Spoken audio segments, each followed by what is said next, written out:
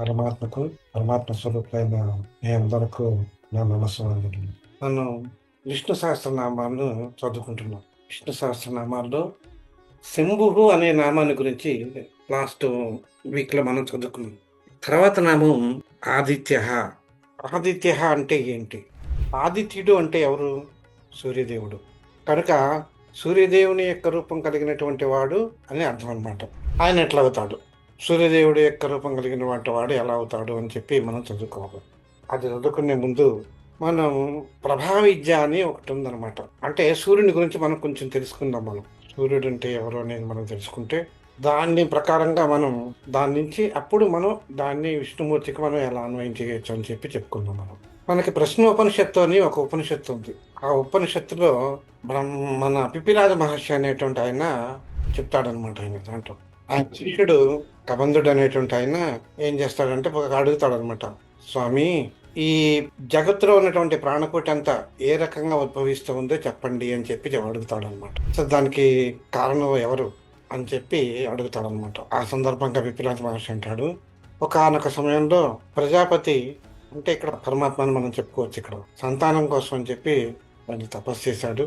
అంటే పరమాత్మని డైరెక్ట్గా కాకుండా పరమాత్మ నుంచి ఉద్భవించిన వాడు ప్రజాపతి అనమాట అని మనం చెప్పుకున్నాం. ఇప్పుడు ప్రస్తుతానికి మనకు అర్థమయ్యే రీతిలో అక్కడ తపస్సు చేశాడు అంట. ఆ తపస్సు చేసినప్పుడు ఇద్దరు జనించారు. ఎవరయ్య అంటే ఒకళ్ళేమో రయ్యి, ఇంకొకటి పేరు ప్రాణం అనేటువంటి వాళ్ళు ఇద్దరు జంటల్లోని పరమాత్మ సృష్టించాడు. ఇక్కడ రయ్యి అంటే అర్థం ఏంటంటే అన్నం అంటే ఆహారం అన్నమాట. తర్వాత చంద్రుడు. మనకి చంద్రుడు భూమి మీద ఉండేటువంటి ఔషధులకి కారకుడవుతాడు అనమాట. భూమి మీద ఉన్నటువంటి ద్రవ్యాలన్నిటికీ కారకుడవుతాడు. ఔషధ చెట్లకి, ఔషధాలకి, తర్వాత వనస్పతులకి అంటే వనాల్లో ఉండేటువంటి చెట్టుకి కారకుడు ఎవరయ్యా అంటే చంద్రుడే అనమాట. ఇక్కడ వనస్పతులు అంటే ఏం చెప్పుకోవచ్చు అంటే చెట్ల నుంచి కూడా కొంత ఆహారం వస్తుంది కనుక ఆ వనస్పతులు అంటే మనం అన్నము అనేటువంటి అర్థంలో మనం తీసుకున్నాం. అంటే దానికి కారకుడు చంద్రుడు అవుతాడు అనమాట. అలా ఉండేటువంటి చంద్రుడు కారకుడు అని చెప్పుకున్నాం. చెట్లు సూర్యుడి నుంచి సౌరశక్తిని తీసుకొని దాని నుంచి శక్తిని పొంది పిండి పదార్థాన్ని తయారు చేస్తాయి.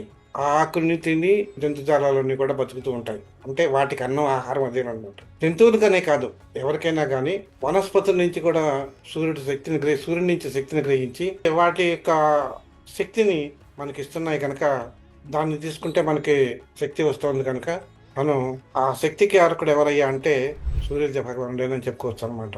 ఆయన సూర్యుడు అంటే ఎవరు? మండే అగ్నిస్వరూపుడు అనమాట ఆయన. కనుక అగ్నిస్వరూపుడు కనుక ఆ అగ్నియే సూర్యకిరణాల నుంచి దాని నుంచి వచ్చేటువంటి కిరణాలు అంటే అది కూడా అగ్నిస్వరూపమే కనుక సూర్యుని కిరణాలు కూడా అగ్నిస్వరూపంగా మనం భావించవచ్చు. దాని నుంచి ప్రాణశక్తి మనకు వస్తుంది కనుక ఆ ప్రాణశక్తిని కూడా అగ్ని స్వరూపంగానే మనం చెప్పుకోవచ్చు అనమాట. అంటే ఆ అగ్ని స్వరూపం ఎప్పుడైతే చైతన్యం వస్తుందో, చైతన్యం ఇవ్వగలుగుతుందో ఆ అగ్ని వల్ల మనకేమవుతుంది? చైతన్యం కలుగుతుంది. అందుకనే మనలో అనేక రకాలైనటువంటి జీర్ణశక్తిని కానీ వాటన్నిటిని కూడా అగ్ని రూపంగా చెప్తారనమాట మనకి ఇక్కడ. ఇప్పుడు అన్నం మనం భోజనం చేయటం వల్ల ప్రాణులన్నీ కూడా అవి వర్ధిల్లగలుగుతుంది చెప్పి మనం చెప్పుకోవచ్చు అనమాట. ఇంకోటి ఏంటంటే సూర్యుడు తూర్పు దిక్కును ఉదయించి పడమర దిక్కును అస్తమిస్తున్నాడు అని చెప్పి మనం చెప్తుంటారు. ఈ రూలు యూనివర్సల్ అనమాట. ఎక్కడైనా కానీ అదే రూల్ అనమాట. సూర్యుడు తూర్పు దిక్కును ఉదయించటం, పడమర దిక్కున అస్తమించటం అనేటువంటి. అంటే మన ఈ భూమికి మధ్యలో ఉన్నదని తీసుకుంటే మేరు పర్వతానికి యువతర అన్నట్టు కూడా నార్దర్న్ హెమిస్ఫియర్, అవతలంతా కూడా సదర్న్ హెమిస్ఫియర్ అనుకుంటే ఇక్కడ రాత్రి అయినప్పుడు అక్కడ పగలవుతుంది, అక్కడ పగలైనప్పుడు ఇక్కడ రాత్రి అవుతుంది. అంతేగాని సూర్యుడు మాత్రం ఎప్పుడు కూడా స్థిరస్థాయిగా నిలిచి ఉంటాడు. అయినా ఏదో ఒక చోట శక్తిని అంటే కిరణ శక్తిని జీవులకు అందిస్తూనే ఉంటుంది అని మనం చెప్పుకోవచ్చు అనమాట. అంటే ఇక్కడ ఏం చేస్తున్నాడు అనమాట, ఒక గోళంలో మేరు పర్వతం యొక్క ఒక భాగంలో ఏం చేస్తున్నాడు ఆయన తన కిరణాలు ప్రసరింపజేసి అక్కడ జీవకోటిలన్నింటినీ కూడా చైతన్యవంతం చేసి ఆ జీవిత కోటి నుంచి వచ్చేటువంటి వాటిని బ్రతికిస్తున్నాడు అని చెప్పి మనం చెప్పుకోవచ్చు అనమాట. అలాగే రెండో వైపు ఉదయించినటువంటి సూర్యుడు ప్రయాణం చేస్తూ పడమరకు వచ్చినప్పటికీ అస్తమిస్తాడు. మళ్ళీ అదే అవతల వాళ్ళకి ఉదయం అవుతుంది. ఆ ఉదయం నుంచి మళ్ళీ ఏమవుతుంది అనమాట, మళ్ళీ అస్తమించే సమయానికి మళ్ళీ ఇక్కడ ఉదయిస్తాడు అనమాట. ఇంకొక అర్థంలో మేరు పర్వతానికి అటుపక్కన ఇటుపక్కన కూడా జరుగుతూ ఉండేది ఇదనమాట. అంతేకాదు ఈయన తన కిరణాలని అంటే పడమర వైపున తూర్పు వైపున కూడా రెండు వైపులా కూడా ఉన్నటువంటి కిరణ శక్తితో తన జీవుల యొక్క ప్రాణాన్ని కాపాడుతున్నాడు, రక్షిస్తున్నాడు. అంటే తన కిరణాలతో వాటికి జీవం పోస్తున్నాడు ప్రాణులకి అని చెప్పి మనం చెప్పుకోవచ్చు అనమాట. అంతేకాదు, అంటే భూమికి పైన కొన్ని లోకాలు ఉన్నాయి, కింద లోకాలు ఉన్నాయి, 14 లోకాలు అని చెప్పాం మనం ఉన్నాయని చెప్పి మనం చెప్పుకున్నాం ఇదివరకోసారి. ఆ లోకాలన్నిటికీ కూడా వెలుగును ప్రసాదించేటువంటి వాడు సూర్య భగవానుడే. అంటే ఉత్తరం వైపున ఉన్నటువంటి లోకాలు కానీ, దక్షిణ వైపు ఉన్నటువంటి లోకాలు కానీ, వీటన్నిటికీ కూడా మనకి ఆయన ఏం చేస్తున్నాడు అనమాట, సూర్యకిరణాలు ప్రసరింపజేసి జీవకోటులన్నింటినీ కూడా రక్షిస్తున్నాడు అని చెప్పి మనం చెప్తున్నాం అనమాట. ఈ విషయాన్ని ఇవే కాదు, మన శాస్త్రాలే కాదు, వైజ్ఞానికంగా కూడా అది ప్రూవ్ చేశారనమాట. దేవి భాగవతంలో ఒక చోట చెప్తారు, సూర్యుడికి ఉదయించటం అస్తమయం కావటము అనేటువంటివి ఏవి కూడా లేవు అనేది చెప్తుంటారనమాట. అంటే ఎందుకని అన్నారు, ఒక చోట ఎప్పుడు కూడా ఒక చోట ఉంటున్నాడు, ఒక చోట లేడు అనేటువంటిది. కొంచెంసేపు ఇటువైపు ఉంటే కొంచెంసేపు అటువైపు ఉంటున్నాడు కనుక అతనికి ఎప్పుడు కూడా ఉంటూనే ఉన్నాడు. నిరంతరుడు, నిశ్చరుడు అంటే నా ఉద్దేశంలో స్థిరంగా ఉన్నాడు అని కాదు నా ఉద్దేశం. అంటే స్థిరమైనటువంటి శాశ్వతుడు అనేటువంటి అర్థంలో నేను ఉపయోగించాను దాన్ని. కనుక ఈ సూర్యుడు ఉత్తరాయణంలోనేమో ఆరోహణ క్రమంలోను, దక్షిణాయనంలోనేమో అవరోహణ క్రమంలోను, అంటే పైనుంచి కిందకి అంటే మూవ్ అవుతూ ఉంటాడు అని చెప్పి మనకి చెప్పుకున్నాం అనమాట. అంటే ఈ ఇలా మూవ్మెంట్ అవటంలో మనకి కొన్ని రోజులు భూమి యొక్క లక్షణాలను ఒక అవసరంగా తీసుకున్నట్టయితే కొన్ని చోట్ల కొన్ని మందకొడిగాను, కొన్ని కాలాల్లో సూర్యుడు ఎక్కువసేపు ఉంటాడు, కొన్ని కాలాల్లోనేమో తక్కువసేపు ఉంటాడు అనమాట. అంటే మనం అస్ట్రాలజికల్గా మనం తీసుకున్నట్టయితే అంటే రాత్రి పొద్దు ఎక్కువ, పగల పొద్దు ఎక్కువ అని మనం చెప్తూ ఉంటారనమాట. ఇప్పుడు మనం వేసవకాలం తీసుకోండి, వేసవకాలంలో ఏముంటుంది, పగల పొద్దు ఎక్కువగా ఉంటుంది అనమాట, పగటి సమయం ఎక్కువగా ఉంటుంది, రాత్రి సమయం తక్కువగా ఉంటుంది. అదే మనం శీతాకాలానికి వచ్చేసరికల్లా అంటే రాత్రికాలం ఎక్కువ ఉంటుంది, పగటి కాలం ఎక్కువ ఉంటుంది. ఇదే మనం అస్ట్రాలజికల్గా తీసుకున్నట్టయితే వృషభ రాశి నుంచి కన్యా రాశి వరకు సూర్యుడు పయనించేటువంటి సమయంలో పగల పొద్దు ఎక్కువగా ఉంటుంది, మిగతా చోట్లేమో తక్కువగా ఉంటుంది అని చెప్పి చెప్తారు. మేషంలోను వృశ్చికలో మాత్రం పగలు రాత్రి రెండు కూడా సమయాలు సమంగా ఉంటాయి అని చెప్పి మనకి చెప్తున్నాం అనమాట. అంటే సూర్యుడు యొక్క మూమెంట్ వల్ల సూర్యకిరణాలు పడే టైంను బట్టి ఆ ప్రాణశక్తి ఎంతవరకు మనకి ఎంత వస్తుంది అనేటువంటిది చెప్పగలుగుతాము. అంటే ఎంత ఎక్కువసేపు ఉంటే ఆ సూర్యకిరణాల నుంచి మన జీవులన్నీ కూడా ఆ కిరణ శక్తిలో నుంచి శక్తిని తీసుకొని చైతన్యవంతం అవుతాయి. చైతన్య శక్తి అని మనం చెప్పుకోవచ్చు. సూర్యభగవానుడు మనకి ఇచ్చేది చైతన్య శక్తి ఉంటుంది. ఆ చైతన్య శక్తి వల్లే మనం బ్రతకగలుగుతున్నాము.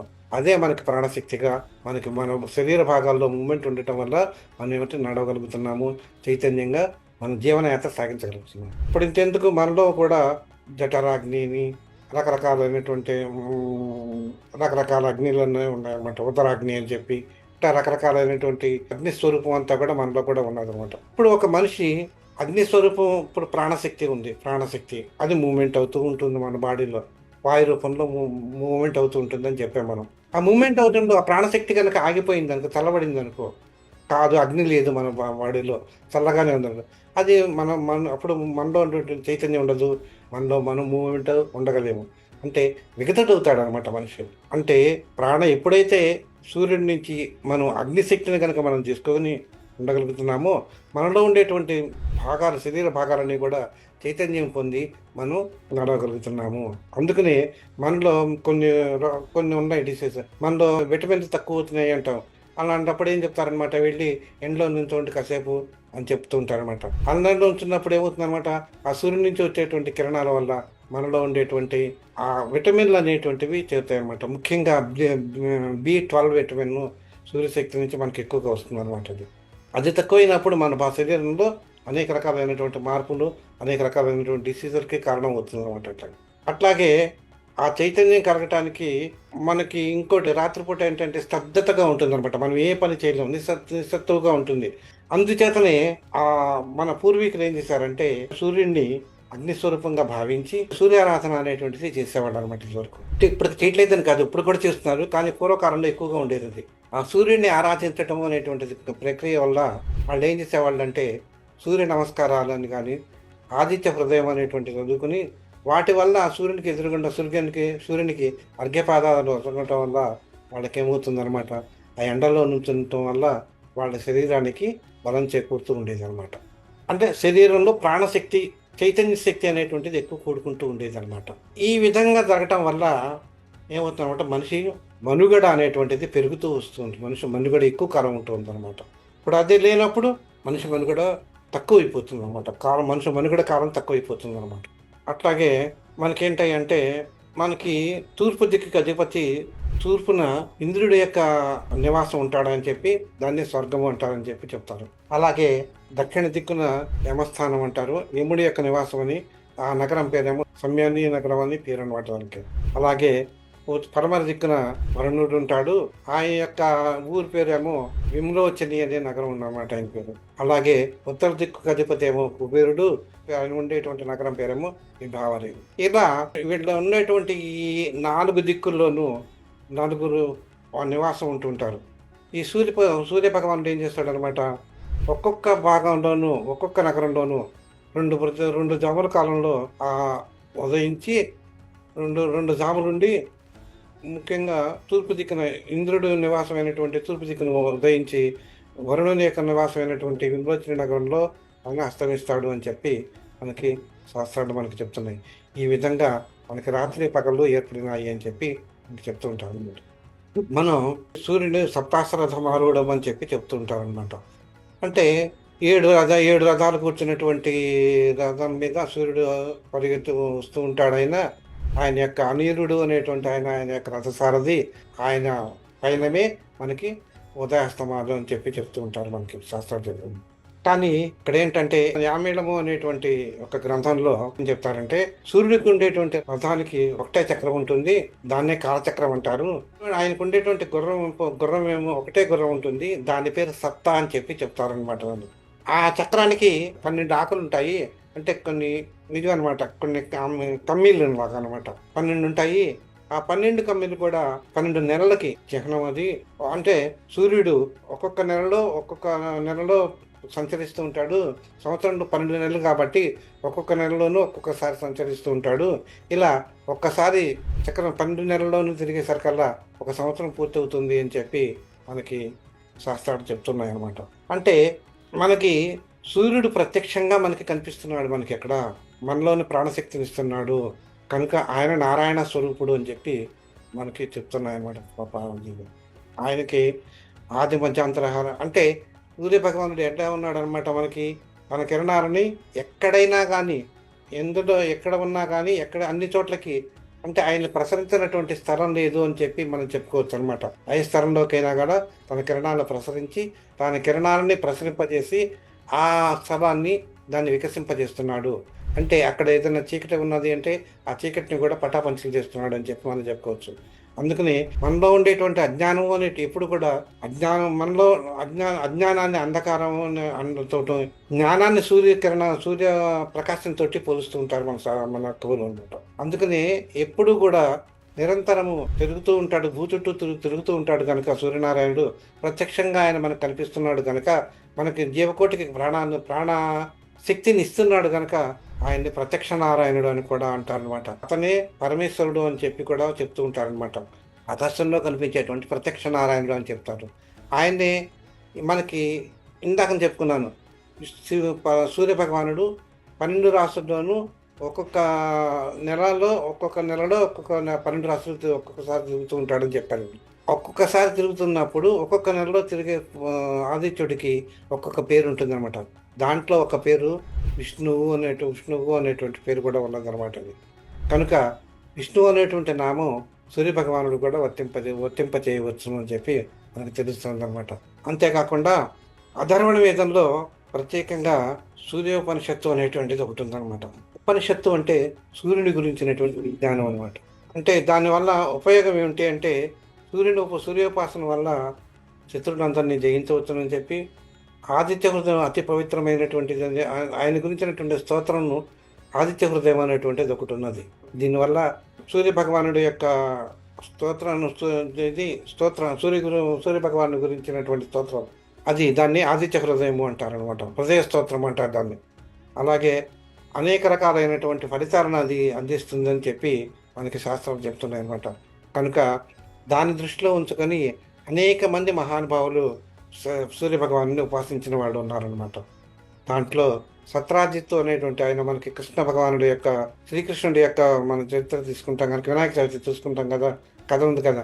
అప్పుడు దాంట్లో ఉన్నటువంటి సత్రాజిత్తు సూర్యుడిని ఉపాసించి సమంతకమణిని పొందాడు అనమాట ఆయన. అలాగే సూర్య భగవానుడికి అర్ఘ్యపాదాలు వస్తున్నట్టు ప్రతి ఉపాసకుడు కూడా సూర్య భగవానుడికి అర్ఘ్యము ఇస్తూ ఉంటాడు అనమాట. అలాగే సూర్య నమస్కారాలు చేస్తూ ఉంటారు. సూర్యుడినే ఏకైక దైవంగా నుంచి పూజించేవాళ్ళని ఉపాసించేవాళ్ళని సౌర్యులు అని అంటారనమాట వాళ్ళని. అంటే దాంట్లో మనం చెప్పుకున్నాం శివ సంప్రదాయము, విష్ణు సంప్రదాయము, సూర్య సంప్రదాయం అని చెప్పుకున్నాం. ఆ సూర్య సంప్రదాయాన్ని మనం ఇక్కడ సౌర్యమో అని చెప్పి మనం చెప్తూ ఉంటాం అనమాట. అట్లాగే గణేశుడిని కనుక ప్రధాన దైవంగా ఎంచుకుని పూజిస్తే ఆయన్ని గాణపత్యం అంటారు ఆ పద్ధతిని. ఇలా సూర్యుని గురించినటువంటి చెప్తుంటారు. సూర్యుని గురించి అనేక మంది అనేక రకాలుగా ఉపాసించి ప్రత్యక్ష నారాయణ స్వరూపంగా భావించి పూజించిన వాళ్ళు, ఉపాసించిన వాళ్ళు అనేక మంది ఉన్నారనమాట. మనం ఇందాక చెప్పుకున్న ఏంటిది ఆదిత్య హృదయం అని చెప్పుకున్నాం. ఆదిత్య హృదయం అంటే ఏంటిది, అక్కడ ఎవరు చెప్పారు దీన్ని? దీని గురించి మనం చదువుకుంటే తాటక సంహార అనే విషయంలో ఘట్టంలో చంపే ముందు విశ్వామిత్ర మహర్షి దశరథ మహారాజు దగ్గరకు వచ్చి, దశరథ మహారాజా, నీ కొడుకుని నా వెంట పంపిస్తే నేను ఒక యాగం తలబెట్టాను, ఆ యాగాన్ని రక్షిస్తారు వీళ్ళిద్దరూ, నీ కొడుకు రక్షిస్తాడు, రాముడిని పంపించి నా వెంట అంటాడు. అంటే అప్పుడు దశరథ మహారాజు అంటాడు, చాలా పసిబాలుడు అతను, కనుక నేనే వస్తాను అంటాడు. కాదు నాకు కావాల్సింది రాముడిని పంపించు నువ్వు అంటాడు. రాముడిని పంపించను అంటాడు. విశ్వామిత్ర మహర్షి కోపం వస్తుంది. అప్పుడు వశిష్ఠుడు ఆయనకు నచ్చజెప్పి రాముణ్ణి తన వెంట పంపిస్తాడు. పంపించినప్పుడు అక్కడ బల అతిబల అనేటువంటి విద్యను నేర్పిస్తాడు. ఆ తర్వాత రావణ సంహార సమయంలో యుద్ధం చేస్తూ ఉంటారు రాముడు. ఒకనొక సమయంలో రాముడు అలసిపోతాడు అనమాట. నిస్సత్వం అనేటువంటిది కనిపిస్తుంది. ఆ సమయంలో అగస్త్య మహర్షి వచ్చి ఆయనకి ఒక మంత్రం దీన్ని ఉపదేశిస్తాడు అనమాట. ఆదిత్య హృదయం అంటారు. దానివల్ల ఏంటంటే బలం చేకూరుతుంది అనమాట. అంటే అలుపు అనేటువంటిది ఆయనకి తెలియదు అనమాట. అలుపు తెలియకుండా అనిర్వచనీయమైనటువంటి బలం చేకూరుతుంది అనమాట ఆయనకి. అలాంటి బలాన్ని కలగటానికని చెప్పి, ఆయనలో తేజస్సు వృద్ధి పొందటానికని చెప్పి అగస్త్య మహర్షి ఆయనకి ఆదిత్య హృదయాన్ని ఆ యుద్ధ సమయంలో వచ్చి ఆయనకు ఉపదేశిస్తాడనమాట. దాన్నే మనం ఆదిత్య హృదయము అని చెప్పి మనం స్తోత్రం మనకి దొరుకుతుంది అనమాట. అంతేకాకుండా ఆదిత్య హృదయం ఏంటంటే హృద్రోగాలకు సంబంధించినటువంటి ఏదైనా హృదయానికి సంబంధించినటువంటి ఏ సమస్యలు ఉన్నా కానీ అది నివృత్తి చేస్తుంది అని చెప్పి మనకి శాస్త్రాలు చెప్తున్నాయి. అలాగే సూర్య ఉపాసన, సూర్య నమస్కారాలు చేయటం వల్ల మన దేహారోగ్యం బాగుపడుతుందని చెప్పి మనకి శాస్త్రాలు ఘోషిస్తున్నాయి. దీంట్లో రశ్మిమంతం సముద్యంతం దేవాసుర నమస్కృతం పూజయస్వ వ్యవస్థంతం భాస్కరం భువనేశ్వరం అనేటువంటి ఒక మంత్రం ఉంది. దాని అర్థం ఏంటంటే మనకి జగము అంటే ప్రపంచం అంటే మనకి ఇది ఒకటే కాదు. ఈ బ్రహ్మాండంలో అనేక రకాలైనటువంటి భూములు ఉన్నాయి, అనేక రకాలైనటువంటి విశ్వాలు ఉన్నాయి. ఆ విశ్వాలన్నిటికీ కూడా మళ్ళీ సూర్యులు అందరూ వేరువేరుగా ఉంటారు. రోజు ప్రకాశించేటువంటి సూర్యుడు ఎంతమంది అయితే ఉన్నారో అంటే ఈ బ్రహ్మాండం అంతటి కూడా అలా ప్రకాశించేటువంటి వాడు ఎవరైతే ఉన్నారో, ఎవరి కర్మ దేవ అసుర నమస్కృతం, కర్మ నివృత్తి చేయగలిగినటువంటి వాడు ఎవరైతే ఉన్నారో, దేవాసుర నమస్కృతం, దేవతల చేత అసురుల చేత అంటే రాక్షసుల చేత కూడా ఎవరైతే నమస్కరింపబడుతుంటారో, ఎవరి చేత పూజింపబడుతూ ఉంటారో అట్టి భువన భాస్కరునికి అంటే అట్టి ఆదిత్యునికి నమస్కారము అని చెప్పి చెప్తున్నారనమాట. ఈ శ్లోకార్థం అది. అంతేకాకుండా అట్టివాడు ఎవరయ్యా అంటే నారాయణుడు, ఆయన్ని ప్రత్యక్ష నారాయణుడు అని చెప్పి చెప్తున్నారనమాట. అందుకనే మన శాస్త్రాలు సూర్యదేవుణ్ణి ప్రత్యక్ష నారాయణుడిగా చెప్తారనమాట. కనుక ఈయన ఎక్కడున్నాడు? అనేక సూర్యమండలాల్లో ప్రకాశిస్తూ, అంటే ఎవ్రీవేర్ ఆమ్ని ప్రజెంట్ అనమాట. ఏ లోకంలో చూసుకుంటే ఆ లోకంలో ఆయన ప్రజెంట్ అవుతూ ఉంటాడు అనమాట. ఏ లోకంలో చూస్తే ఆ లోకంలో ప్రజెంట్ అవుతున్నాడు కనుక ఆమ్ని ప్రజెంట్ కనుక ఆయన అటువంటి వాడు ఎవరైతే ఉన్నారో, అట్టి భాస్కరుడు ఎవరైతే ఉన్నారో ఆయనే నారాయణుడు అని చెప్పి, అట్టి ప్రభు అయినటువంటి నారాయణుడికి నమస్కారం అని చెప్పి మనకి శ్లోకార్థం చెప్తుంది. అంతేకాకుండా సవితృ మండలము అంటే సూర్యదేవుని యొక్క ఎక్కడైతే ఉంటాడో ఆ మండలాన్ని అంతటిని కూడా, ఆ ప్రదేశాన్ని అంతటిని కూడా సవితృ మండలము అంటారనమాట. సూర్యదేవుడికి ఇంకొక నామం ఏంటంటే సవిత్రుడు అనేటువంటి నామం కూడా ఉందన్నమాట. ఆ సవిత్ర మండలం, సూర్యదేవుని యొక్క మండలం ఏదైతే ఉందో అక్కడ ఈ నారాయణుడు సమస్త దేవతల చేత ఆరాధింపబడుతున్నాడు. వాళ్ళందరి యొక్క తామసాన్ని హరిస్తున్నాడు. అంటే దేవతలే కాదు, మనుషుల యొక్క ప్రాణికోటి అంతటి కూడా వారి యొక్క తామసాన్ని హరింపజేసి ప్రజలను రక్షిస్తున్నాడు. కనుక అట్టి వాడు ఎవరైతే ఉన్నారో అట్టి నారాయణ స్వరూపుడైనటువంటి సూర్యదేవునకు నమస్కారము అని చెప్పి మనకి ఈ శ్లోకం చెబుతుంది. అలాగే ఇట్లా సమస్త దేవతలు ఇంకా ఏం చెప్తున్నారు అనమాట, ఆమ్ని ప్రజెంట్ అని ఇప్పుడే చెప్పాను. సమస్త దేవతల యొక్క శరీరంలోనూ ఆయన తన కిరణాలచే వ్యాపింపజేసి వాళ్ళందరికీ కూడా చైతన్యాన్ని కలిగిస్తున్నాడు. ఆయన యొక్క సూర్యస్వరూపుడైనటువంటి నారాయణుడికి నమస్కారం అని చెప్పి చెప్తున్నారు అనమాట ఇంకొక శ్లోకం. అట్లాగే ఆయన మనలో ఉండేటువంటి తామస గుణాన్ని పోగొట్టేటువంటి వాడు ఆ నారాయణుడే. ఆ నారాయణుడు మనకి చతుర్వేదాలకి బాగా చదువుకున్నటువంటి ఆయన బాగా తెలిసినటువంటి ఆయనే ఆంజనేయ స్వామికి వేద విద్యను నేర్పినటువంటి ఆయన అనమాట. అందుకనే ఆంజనేయ స్వామికి గురువు ఎవరయ్యా అంటే, వేద గురువు ఎవరయ్యా అంటే సూర్య భగవానుడు అంటే ఆంజనేయ స్వామి చిన్నప్పుడే వేద విద్య నేర్చుకోవాలనిపిస్తే అప్పుడు సూర్యదేవుడిని అడుగుతాడనమాట. సూర్యదేవ, నువ్వే నాకు గురువయ్యి వేద విద్య నేర్పమని అడిగితే అప్పుడు ఆంజనేయ స్వామి అంటాడు, నేను క్షణకాలం కూడా నేను ఆగలేను, నిరంతర సంచారిని నేను, కనుక నువ్వు ఎట్లా నేర్చుకుంటావు నా దగ్గర అంటాడు. అప్పుడు ఆంజనేయ స్వామి తన శరీరాన్ని పెంచి ఉదయాద్రి మీద ఒక కాలు, హస్తమాద్రి మీద ఒక కాలు ఉంచి ఎక్కడున్నా కానీ ఉదయం ఆ మధ్యలోనే కదా ఆయన ఉండాల్సింది. కనుక ఆయన చెప్తూ ఉంటాడు, ఈయన నేర్చుకున్న ఆయన గురువయ్యి, ఆంజనేయ స్వామికి గురువయ్యి వేద పాఠాలన్నీ కూడా ఆంజనేయ స్వామికి నేర్పినటువంటి ఆయన సూర్యభగవానుడు అనమాట. అట్టి సూర్యభగవానుడు సర్వజ్ఞుడు, విశ్వరూపుడు, మహాశక్తిశాలి, భక్తుల పాట అనురాగం కలిగినటువంటి వాడు అని చెప్పి మనకి శాస్త్రాలు చెప్తున్నాయి అనమాట. అని మనకి ఇందాక ఆదిత్య హృదయం అని చెప్పాను కదా, ఆదిత్య హృదయంలో ఉండేటువంటి శ్లోకాలకు అర్థం అనమాట ఇది. ఇంకా నక్షత్ర గ్రహధారణ అధిపో స్వభావన తేజసామపి తేజస్వి ద్వాదశాత్మ నమోస్తుతే. నక్షత్రాలు, గ్రహాలు, తారలు వీటన్నిటి యొక్క రూపం ఎవరైతే ఉంటారో వాడి యొక్క తేజస్సుని తగ్గించి ఈయన యొక్క మహాతేజంతో వాడి యొక్క తేజస్సుని మైమర్పిస్తున్నావు, అట్టి స్వరూపుడవు నీవే స్వామి అని చెప్పి సూర్యదేవుణ్ణి ప్రార్థిస్తున్నాను అనమాట. ఇట్లా మనకి ఈ నారాయణ ఈ ఆదిత్య హృదయంలో ఉండేటువంటి ప్రతి శ్లోకము కూడా మనకేం చెప్తోందంటే ఈ ఆయన ప్రత్యక్ష స్వరూపుడు అంటే విశ్వవ్యాప్తుడు అంటే నిరంతరము స్థిరమై ఉన్నటువంటి వాడు అని చెప్పి మనకు చెప్తోంది. కనుక అట్టివాడు పరమాత్మ కనుక అట్టి పరమాత్మనే మనం విష్ణువు అంటున్నాం. కనుక సూర్య భగవానుడు కూడా విష్ణు స్వరూపుడే అవుతున్నాడు. కనుక ఆ సూర్య భగవానుడే విష్ణువు, అంతకు మించి వేరే ఏం లేదు అని చెప్పి మనకి ఈ శాస్త్రాలన్నీ కూడా మనకి చెప్తున్నాయి అన్నమాట. ఈ విధంగా మనకి ఏ శాస్త్రం తీసుకున్నా కానీ ఈ విధంగా మనం తీసుకుంటే ఏమవుతుందన్నమాట, విష్ణు సహస్రనామాల్లో ప్రతి నామం కూడా మనం ఈ సూర్య భగవానుడికి అన్వయించి మనం చెప్పవచ్చు అనమాట. అంటే ఏంటనమాట, దాని అర్థం ఏంటనమాట అంటే విష్ణు సహస్రనామాలన్నీ కూడా సూర్యుడికి అన్వయించి చెప్పడం వల్ల విష్ణువు కూడా సూర్యస్వరూపుడే అవుతున్నాడు అని మనం ఇంకొక రకంగా మనం చెప్తాం. అందువల్లనే ఆయనకి మనం విష్ణు స్వరూపుడుగా, పరమాత్మ స్వరూపుడుగా భావించవచ్చు.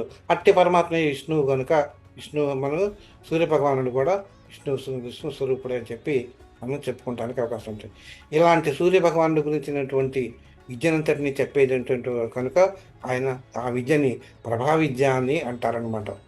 అంటే ఈ ప్రభా విద్యని మనం సూర్య భగవానుడికి అన్వయించి చెప్పడం వల్ల సూర్య భగవానుడి విద్య కనుక దీన్ని మనకి ప్రభా విద్య లేకపోతే సూర్యోపాసన అని అంటారనమాట. అంటే ఆదిత్య హృదయం దానిలో ఒక భాగం అనమాట. ప్రభా విద్యలో ఒక భాగం, సూర్య నమస్కారాల్లో ఒక భాగం, ఆయన స్థుతులు ఒక భాగం. కనుక ఇవన్నీ కలుపుకుంటే వచ్చేటువంటిది విద్య అంటాం. మనం సూర్యునికి సంబంధించిన విద్య అంటాం. విద్య అంటే జ్ఞానం. కనుక ఈ స్తోత్రాలన్నీ కలుపుకుంటేనే మనకి సూర్యుని యొక్క తత్వం ఏంటో మనకు తెలుస్తుంది. ఈ తత్వాన్ని మనం తెలుసుకొని మనం ఆరాధించితే మనకు తెలిసేది ఏంటంటే he is nothing but Vishnumurthy అని చెప్పి మనకు తెలుస్తుంది అనమాట. అలాగే మనం ఏదైనా కానీ మనం చదువుకునేటప్పుడు కానీ, మనం ఏదైనా పని చేసేటప్పుడు కానీ, దాన్ని ఒక దాన్ని ఒక ఒక పని గురించి కానీ, ఒక విద్య గురించి కానీ, ఒక విషయం గురించి కానీ, విషయ అవగాహన అనేటువంటిది మనకి ముఖ్యంగా కావాల్సి ఉంటుందన్నమాట. కనుక దాన్ని అర్థం చేసుకోవడానికి మనం ప్రయత్నం చేయాలన్నమాట. కనుక ఈ ఆదిత్యుడు అనేటువంటి ఆయన ఎవరయ్యా అంటే ఈజ్ నథింగ్ బట్ విష్ణుమూర్తి అని చెప్పుకున్నాం. అందుచేతనే విష్ణుమూర్తికి ఇంత అంటే ప్రత్యక్ష నారాయణుడు అనమాట సూర్యభగవానుడు. అందుకనే ఈయన ఆదిత్యుడు అనేటువంటి పేరు వచ్చింది. ఆదిత్య అనే నామం ఈయనకి సార్థకం అవుతుంది అని చెప్పి మనకి చెప్తున్నారు.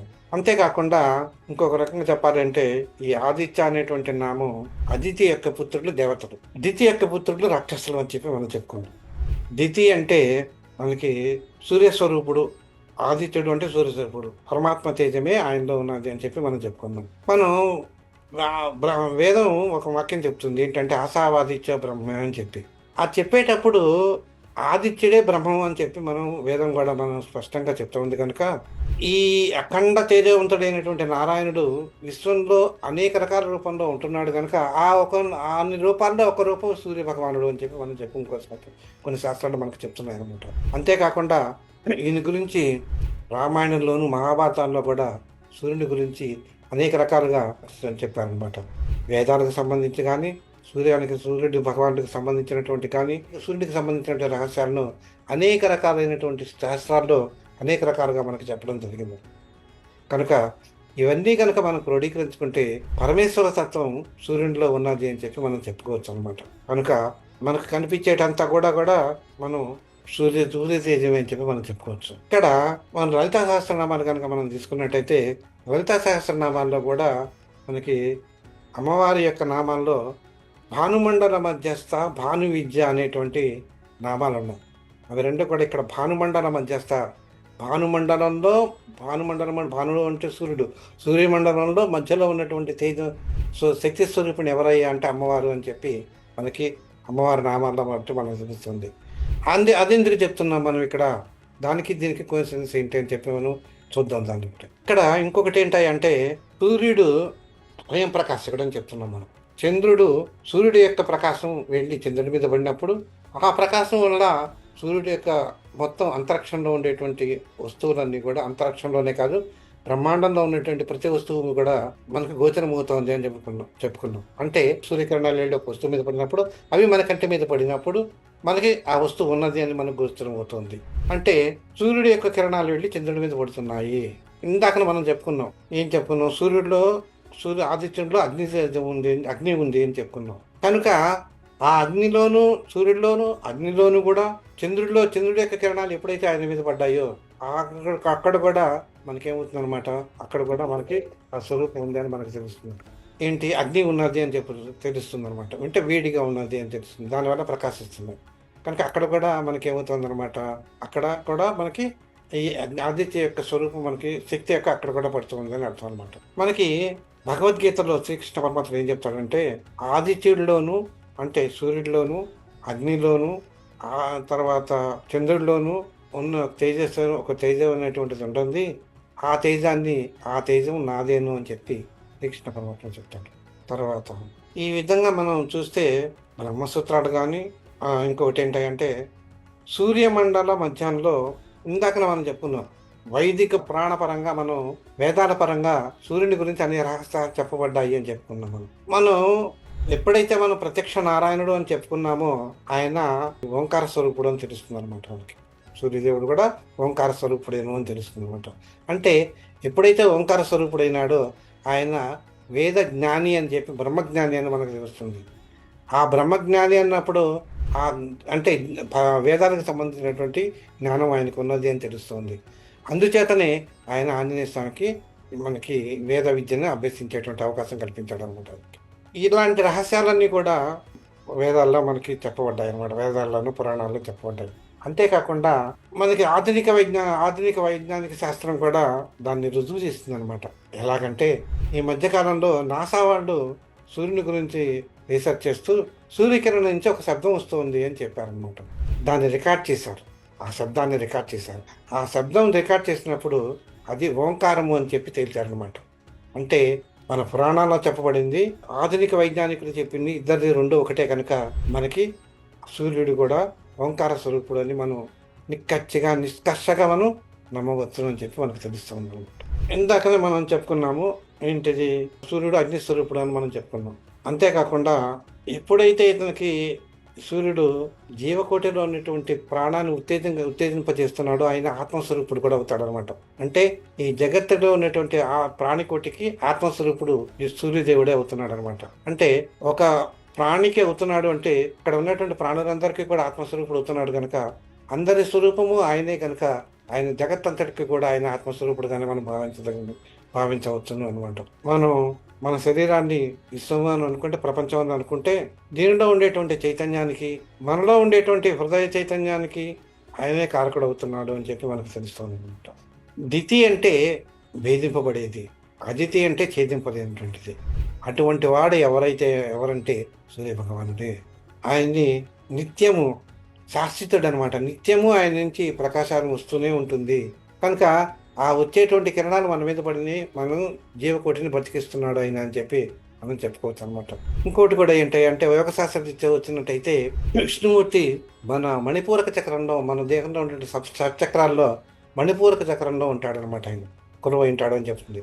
మనం ఎప్పుడైతే మనం సూర్య భగవాను మనం విష్ణుమూర్తి స్వరూపంగా చెప్తున్నామో, మనలో మన మణిపూరక చక్రంలో ఉండేటువంటి విష్ణుమూర్తిని కనుక ఆరాధించినట్టయితే సూర్యుడిని ఆరాధించినట్టే అవుతుంది. లేకపోతే మనం సూర్యుడిని ఆరాధించినట్టయితే మణిపూరకంలో చక్రంలో ఉండేటువంటి ఆ విష్ణుమూర్తిని కూడా ఆరాధించినట్లే అవుతుంది అనమాట. ఇది అంతఃపూజ అని చెప్పి అంటాం, మనం చెప్పుకున్న మూలం ఉంటుంది. అంటే ఈ షట్చక్రాల్ని ఆరాధించడం అనే అక్కడ ఉపాసన చేయటం అనేటువంటి దాన్ని అంతఃకరణ పూజ అని చెప్పి మనం చెప్పుకున్నాం అనమాట. దాంట్లో మనం ఈ షట్చక్రాల్లో మణిపూరక చక్రంలో ఉండేటువంటి దేవుడి పేరు, ఆయన కొలువై ఉండేది విష్ణుమూర్తి. ఇంకోటి కూడా ఏంటంటే ఈయన సూర్య భగవానుడు ఆదిత్య మండలంలో తన తేజస్వరూపాన్ని బంగారు కిరణాలతో విశ్వాన్నంతటిని కూడా ప్రకాశింపజేస్తున్నాడు కనుక ఆయన్ని హిరణ్మయుడు అని కూడా అంటారనమాట. తర్వాత పంచభూతాలకు కారణమైనటువంటి వాడి కూడా ఆదిత్యుడే అవుతున్నాడు. ఉదాహరణకి సూర్యుడి నుంచి వచ్చేటువంటి కిరణాలు భూమి మీద పడుతున్నాయి, భూమి వేడెక్కుతా ఉంది. అట్లాగే జలం మీద పడుతుంది, జలం వేడెక్కుతా ఉంది. వేడెక్కి అక్కడి నుంచి నీటి ఆవిరి వస్తుంది అనమాట. ఈ నీటి ఆవిరి వాయువు వల్ల పైకి తీసుకుని వెళ్ళబడి అవే మేఘాల కింద తయారయ్యి అవి మళ్ళీ చల్లబడి అవి మళ్ళీ వర్షం కింద మనకి వస్తుంది అనమాట. అంటే ఇక్కడ పంచభూతాలు కూడా సూర్య భగవానుడి వల్లనే ఉత్తేజితమవుతున్నాయి అని చెప్పి మనం చెప్పుకోవచ్చు అనమాట.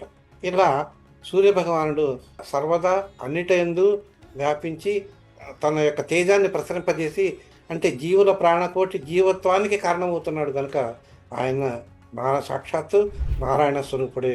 అంటే సృష్టి స్థితి లయాల్లో స్థితికారకుడు మనకి సూర్య భగవానుడు అవుతున్నాడు కనుక ఆ స్థితి సూర్య భగవానుడి యొక్క తేజమే మనకి ప్రాణశక్తి అవుతుంది కనుక ఆయనే నారాయణ స్వరూపుడుగా మనం భావిస్తున్నాం కనుక ఆయనే విష్ణు స్వరూపుడు అని మనం చెప్పుకోవచ్చు కనుక చెప్తున్నాం మనం. కనుక ఈ విధంగా ఆదిత్య అనేటువంటి నామం మనకి విష్ణుమూర్తికి తగినది అని చెప్పి మనం చెప్పుకోవచ్చు అనమాట. తర్వాత నామా గురించి మనం మహాస్వనహ అనేటువంటిది ఇంతవరకు మనకి 40 నామాలు పూర్తయినాయి.